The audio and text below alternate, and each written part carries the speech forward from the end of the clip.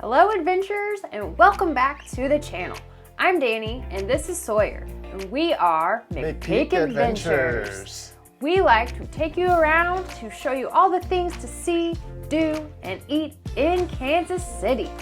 That brings us to where are we going today? Today we are headed down to 18th and Vine to the Jazz District to check out the Negro Leagues Baseball Museum. Are you ready for this? Da-na-na-na-na. Charge! The Negro Leagues Baseball Museum is located in the historic 18th and Vine Jazz District of Kansas City, Missouri. The Negro League Baseball Museum opened in 1990 in a single-room office. It was then moved to a slightly larger space in 1994 and moved to its current 10,000 square foot space in 1997. After entering the museum, you are taken on a chronological journey from 1920 that continues all the way into the 1960s. The museum is filled with tons of historical photos, memorabilia, uniforms, baseballs, stadium seats, and more.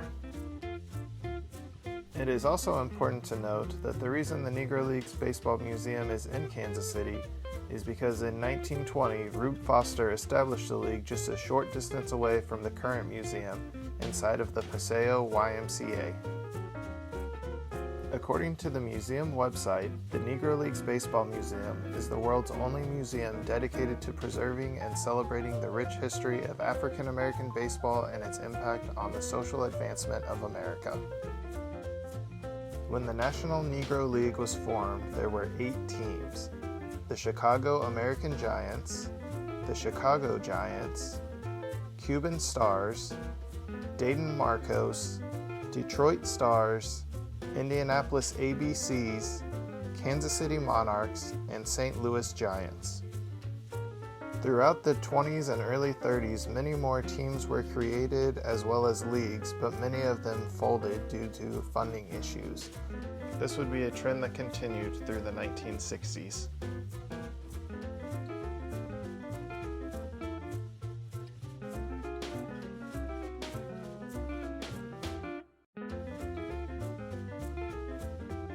Jackie Robinson was one of the most well-known members of the Negro League. He joined in 1945 and played for the Kansas City Monarchs. In 1947, Jackie Robinson helped break the color barrier by becoming the first African American player to play in Major League Baseball.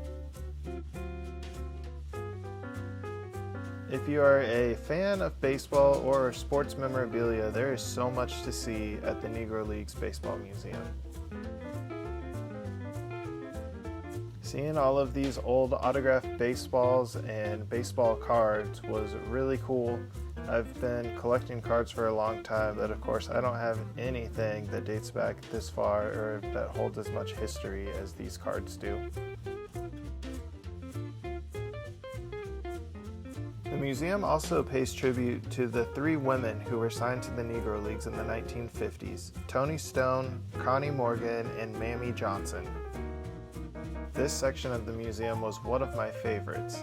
It showcases a uniform and a plaque for each Negro League Hall of Famer. It was really neat to get such an up-close look at all of these different jerseys and hats that each player would have had back then. Buck O'Neil was a legendary Negro League player who spent a majority of his career with the Kansas City Monarchs and earned all of these awards. Every baseball in this case was autographed by a former Negro League player. The last stop on the tour ends at the Field of Legends. Here, a baseball field is created featuring 10 statues of players at each position. Those players include Ray Dandridge, Martin DeHigo, Bob Motley, Josh Gibson, Satchel Paige, Buck Leonard, Leon Day, Cool Papa Bell, Judy Johnson, and Oscar Charleston.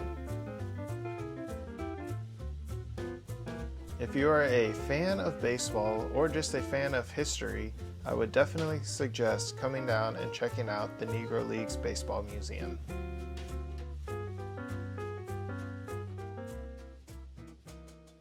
We We hope you enjoyed our adventure to the Negro Leagues Baseball Museum. If you like our videos, please like, subscribe, and share with your friends so they can join us on our future adventures.